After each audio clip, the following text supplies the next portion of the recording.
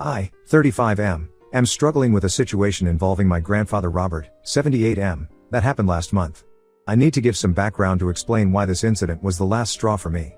My parents died in a terrible car accident when I was 14, and my sister Becky, 28F, was 7. It was a devastating time for both of us. Robert, our maternal grandfather, took us in. He was already a widower by then, and I later learned he never wanted us, but social services would have separated us if he hadn't stepped up.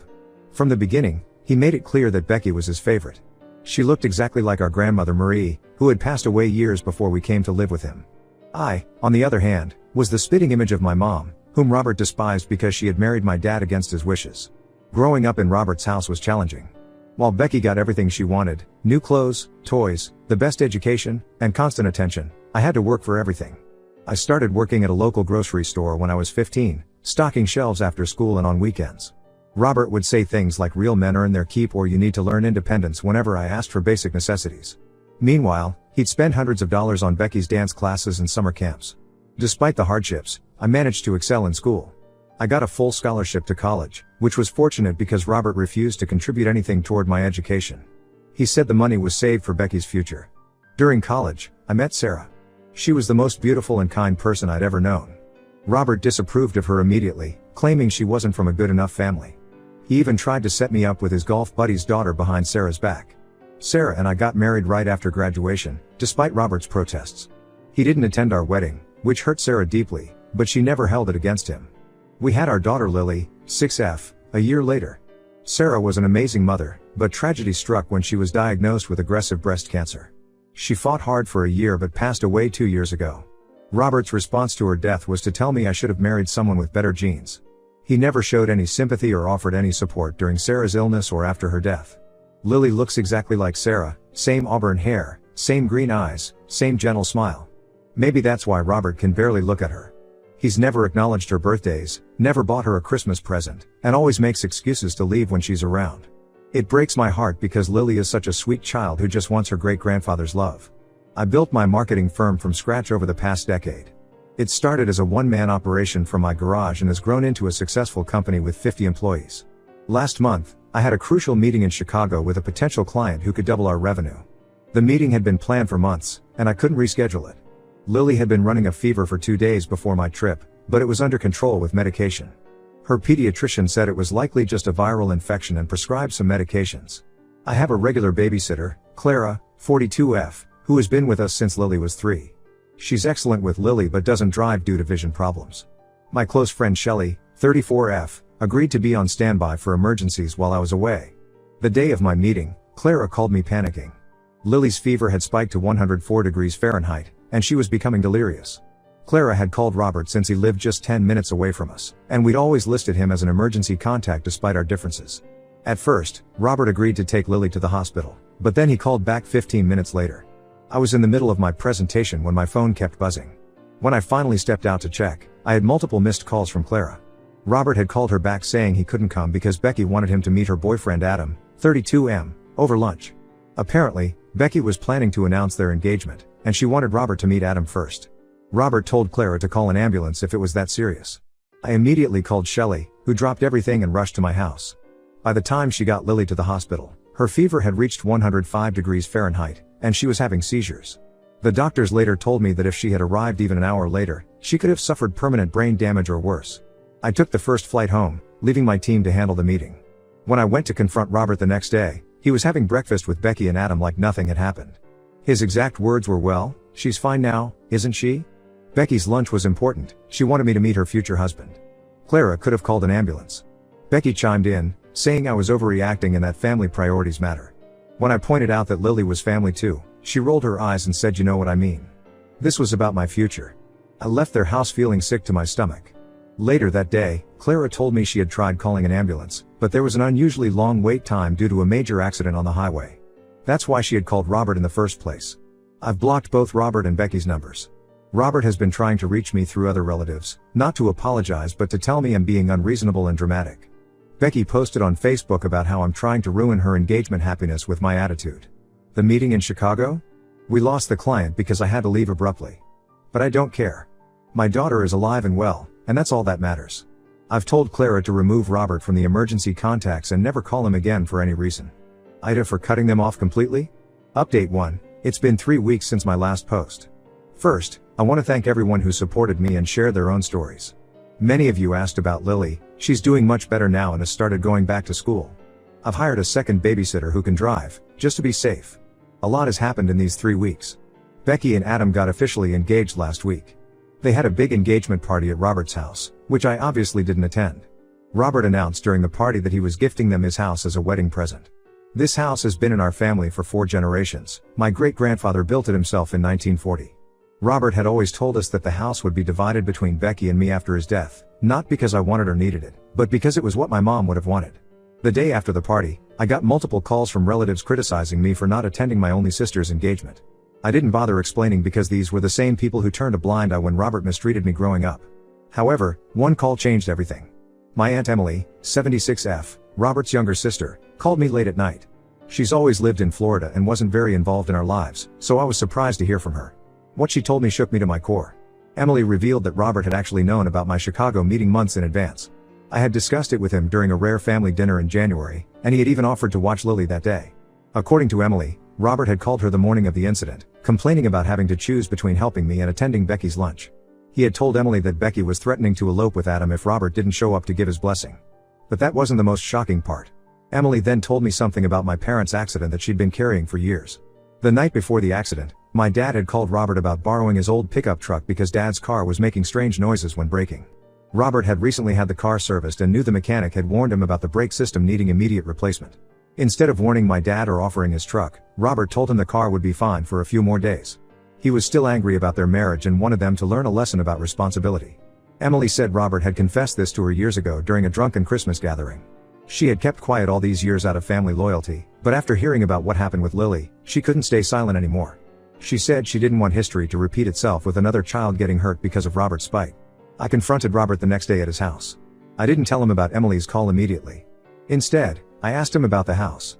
He smugly told me that I didn't deserve any inheritance because I had been disrespectful to him my entire life. When I brought up my Chicago meeting and how he had originally offered to help, he denied ever having that conversation. That's when I brought up what Emily had told me about my parents' accident. The color drained from his face. He started stuttering, then quickly shifted to anger, calling Emily a senile old woman who was trying to create drama.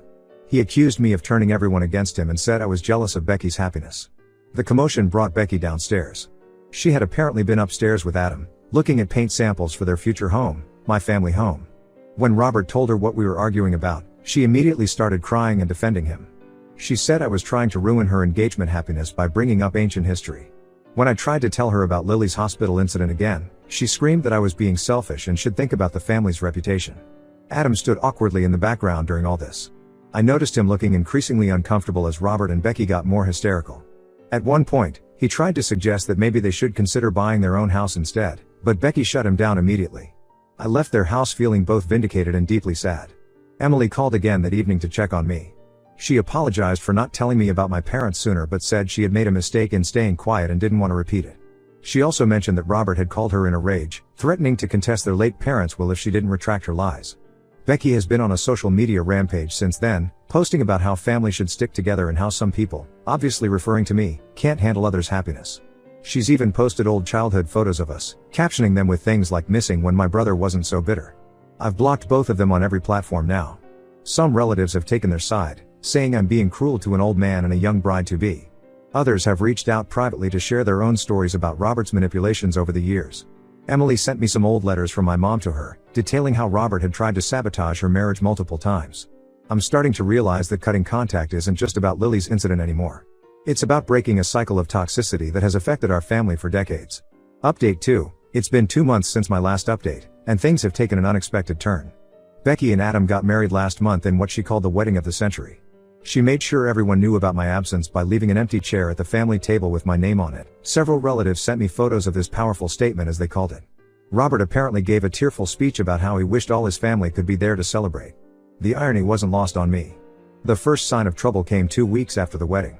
Adam called me out of the blue on a Sunday morning. I almost didn't pick up, thinking it was another relative trying to guilt trip me, but something made me answer. Adam sounded stressed and frustrated, completely different from his usual confident self. He revealed that living with Robert had become unbearable. After gifting them the house, Robert had moved in, claiming he needed to oversee the family property. At first, it seemed like a temporary arrangement while they sorted out the paperwork, but Robert made it clear he had no intentions of leaving. According to Adam, Robert had turned their lives upside down. He would wake them up at 6 a.m. because that's when proper families have breakfast. He criticized everything from Adam's work schedule, he occasionally worked from home, to the way they loaded the dishwasher. When Becky defended Adam, Robert would guilt-trip her by bringing up how he'd sacrificed everything to raise her. The breaking point came when Robert started inviting his friends over for dinner without warning, expecting Becky to cook for everyone. When she couldn't because of work commitments, Robert told his friends that modern women don't know how to take care of their families anymore. Adam said he'd never seen Becky cry so much. Things got worse when Adam discovered that Robert had been opening their mail and had even called Adam's office pretending to be his father, asking about his work performance and salary. When Adam confronted him, Robert claimed he had every right to know about the financial stability of the man living in his house, completely ignoring the fact that he had legally gifted them the property.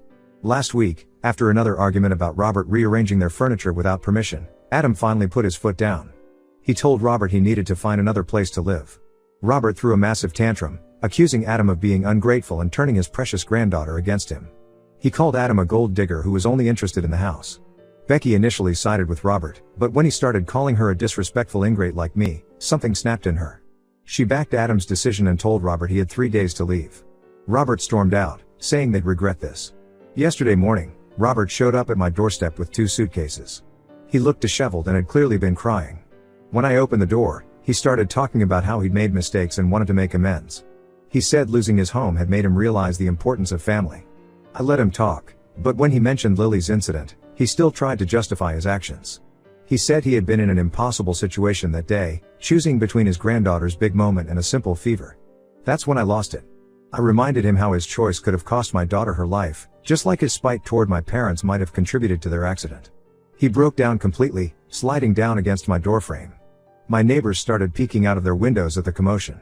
Robert kept saying he had nowhere else to go, that Emily lived too far away, and that as his grandson, I had a duty to help him.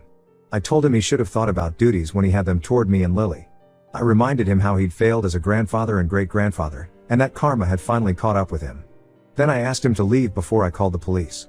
Becky called an hour later, crying about how I needed to help Robert because he's still family. I asked her where this family loyalty was when Lily was in danger. She hung up on me. Adam texted later, apologizing for involving me but saying he couldn't handle the situation anymore. I heard from Emily that Robert has been calling everyone in the family, telling them his own version of events, that Adam is abusive and has turned both his granddaughters against him. Some relatives have offered him temporary accommodation, but knowing Robert, I doubt any of those arrangements will last long. Lily asked about the commotion at our door yesterday. I simply told her that some people don't change even when life gives them multiple chances to do so. Update 3, it's been 6 months since everything happened, and I think it's time for a final update. After I refused to help Robert, he stayed with various relatives before finally moving in with Emily in Florida. Emily called me last month with some news that explained a lot but changed nothing. Robert had been behaving erratically at Emily's house, forgetting conversations, getting unnecessarily angry, and sometimes not recognizing people immediately. Emily took him to a neurologist, and he was diagnosed with early-stage dementia. The doctor said the condition might explain some of his recent aggressive behavior and mood swings, but also confirmed that during Lily's incident 6 months ago, he was completely aware of his actions. The doctor estimated the dementia symptoms had only started showing up in the last 2 months. Meanwhile, Becky and Adam's marriage has been going through rough patches. They sold the family house last month, the house that started all this drama. Adam got a job offer in Seattle, and they decided to move there for a fresh start. Becky tried to reach out to me before leaving. She came to my office since she knew I wouldn't let her into my house. During our conversation, she finally admitted that she had been blind to Robert's favoritism all these years. She shared some incidents from after my parents' death that she was too young to understand then, like Robert throwing away the only photos I had of our parents because they took up too much space, while carefully preserving every single one of Becky's dance recital pictures. However, when I brought up Lily's incident again, Becky still tried to defend Robert. She said that with his age and now his diagnosis, we should forgive him and move forward as a family. I asked her if she would have said the same if Lily had suffered permanent damage or worse that day. She couldn't answer. Emily suggested family counseling with a therapist who specializes in elderly care and family dynamics. She thought it might help us understand Robert's actions better, especially in light of his diagnosis. I declined. Some things can't be fixed with therapy and understanding. Robert's actions over the years showed a pattern of deliberate cruelty, not misunderstanding or illness. Last week, Robert sent Lily a birthday card with a check for $5,000. I returned it unopened.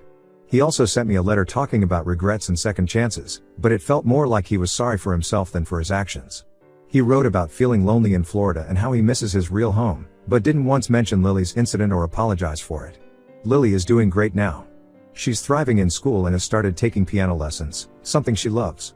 Sometimes she asks about her Aunt Becky or great-grandpa Robert, but less frequently now. I've decided to maintain no contact with both of them. Becky texts occasionally with updates about their life in Seattle, but I rarely respond. Emily keeps me informed about Robert's condition out of courtesy. Apparently, his dementia is progressing, and he often talks about the past now. She said he recently cried about my parents' accident, but I don't know if that's genuine remorse or just the disease talking. Either way, it's too late to matter. Some relatives still think I'm being too harsh, that family should stick together no matter what. But I've learned that sometimes the healthiest thing you can do for yourself and your children is to break toxic family patterns, even if that means walking away from blood relatives. My priority is ensuring Lily grows up in a healthy environment with people who genuinely care about her well-being, not those who see her as an afterthought or, worse, a burden.